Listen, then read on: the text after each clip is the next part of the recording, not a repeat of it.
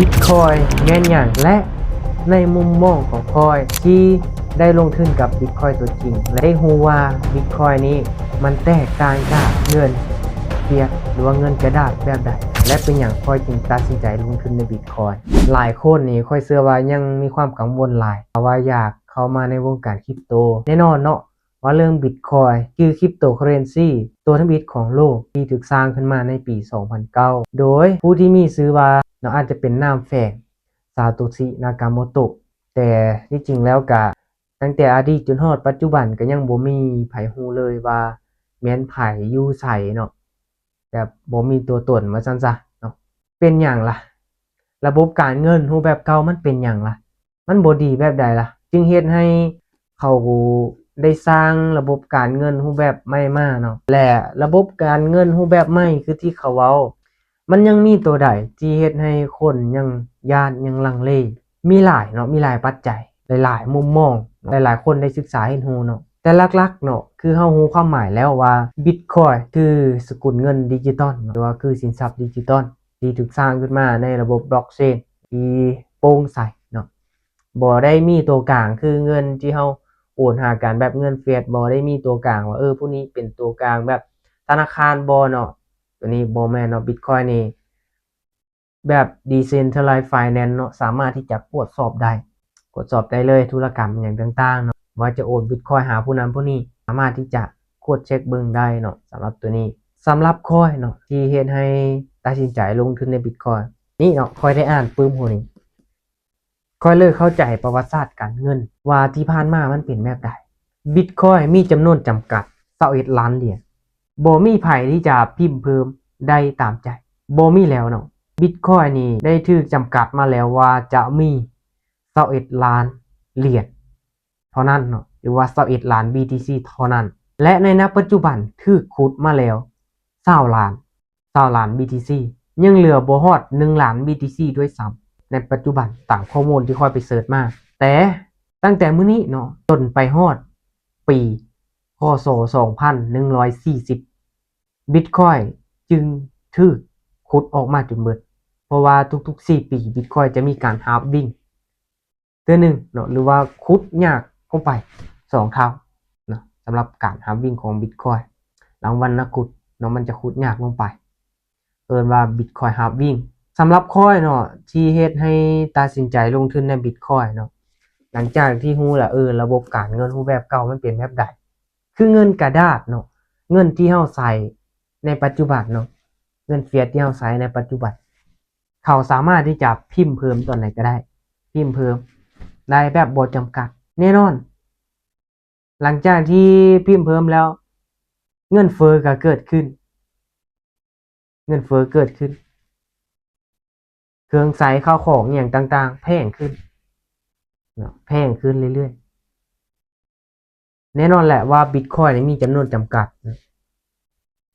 เฮ็ดให้คนเนาะที่เอิ้นว่าเป็น Bitcoiner หลายๆคนที่คอยได้ติดตามเขาเจ้าก็เห็นว่าเนาะระบบการเงินรูปแบบเก่าพิมพ์เพิ่มตอนใดก็ได้หลังจากที่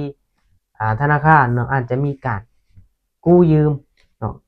การฝากการกู้ยืมอย่างต่างๆเนาะเงินก็ถูกพิมพ์ออกมาในระบบคือช่วงใดที่เศรษฐกิจบ่ดีเนาะ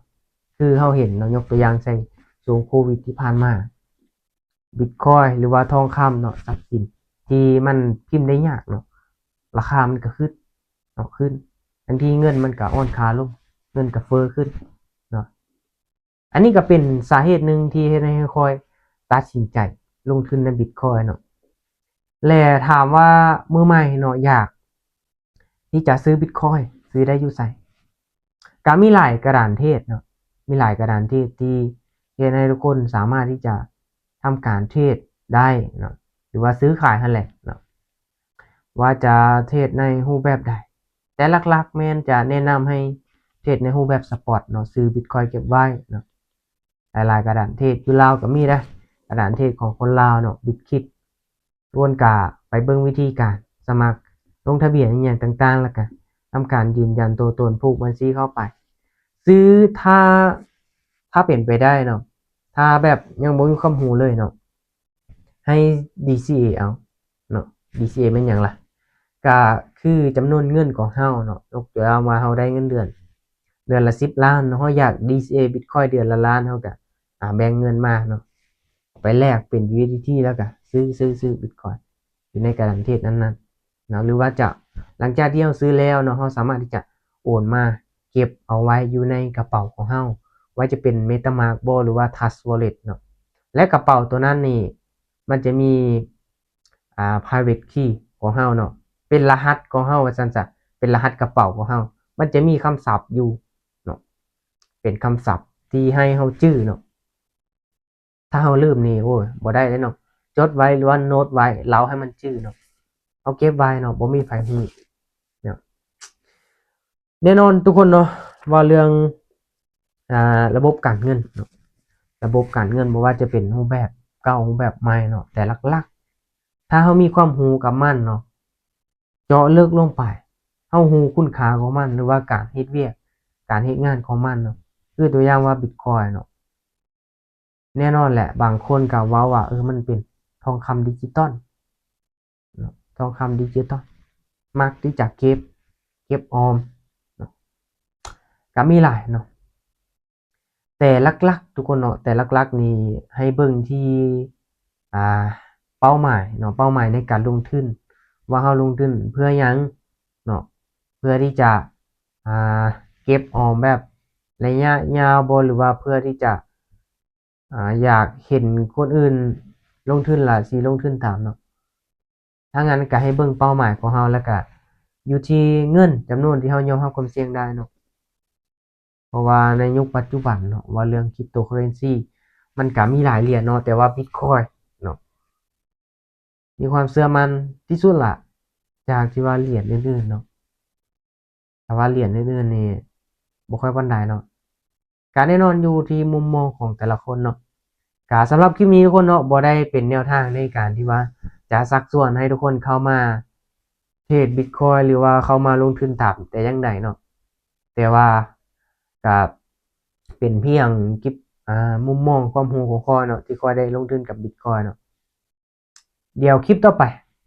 ข้อยจะมาสอนเนาะวิธีการซื้อขาย Bitcoin เนาะอยู่ในประเทศของ Binance เนาะที่ข้อยได้เทรดได้ซื้ออยู่เป็นประจำเนาะ DCA ซื้อทุกมื้อเนาะลงทุนไปแล้วก็ปึ้มพวกนี้ทุกคนเนาะปึ้มพวกนี้นี่เป็นบทที่2เนาะที่ว่าตอนนั้นเนาะ Bitcoin Standard เนาะ Bitcoin Standard ข้อยบ่ได้ไปซื้อมาอ่านซ้ำเนาะแต่ว่าข้อยซื้อหัวนี้มาอ่านเนาะมันจะเปรียบเทียบให้เห็นได้เลยเนาะว่าเงินเฟียตเนาะหรือว่าเงินกระดาษนี่กับ Bitcoin เนาะมันจะเล่าประวัติศาสตร์การเงินมันเป็นแบบใดคือเงินที่เฮาใช้ในปัจจุบัน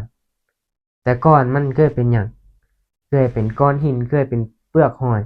เคยมาเป็นทองคำแล้วก็เคยมาเป็นกระดาษต่อมาก็เป็นตัวเลขเงินโอนตัวเลขเนาะเงินโอนอยู่ในธนาคารเนาะต่อไปเด้ Cryptocurrency เนาะสกุลเงินดิจิทัลแน่นอนตามใดที่ยังมีอินเทอร์เน็ตเนาะ Bitcoin เนาะอาจจะเป็นเงินของ AI เนาะเงินของอนาคตแน่นอนบ่มีไผฮู้ทุกคนเนาะบ่มีไผฮู้โอเคก็แน่นอนเนาะทุกๆการลงทุนมีความเสี่ยงให้ทุกคนศึกษาหาความรู้ดีๆถ้าว่าอยากที่จะเข้ามาลงทุนเนาะเดี๋ยวมื้อหน้าค่อยจะเอาข้อมูลความรู้ที่มันเจาะลึกกว่านี้เกี่ยวกับ Bitcoin มาให้ทุกคนเบิ่งเนาะศึกษาเรียนรู้ลงทุนเนาะคริปโตมื้อละน้อยโอเคไผที่มักฮักในคลิปแบบนี้อยากให้ค่อยได้อ่าเจาะลึกเกี่ยวกับ Bitcoin หลายขึ้นอย่าลืมกดไลค์กดแชร์กดติดตามทุกคนเนาะแล้วเรามาเจอกันใหม่ในคลิปต่อไปทุกๆการลงทุนมีความเสี่ยงควรศึกษาหาข้อมูลดีๆก่อนที่ว่าจะตัดสินใจเข้ามาลงทุนนะทุกคนเด้อ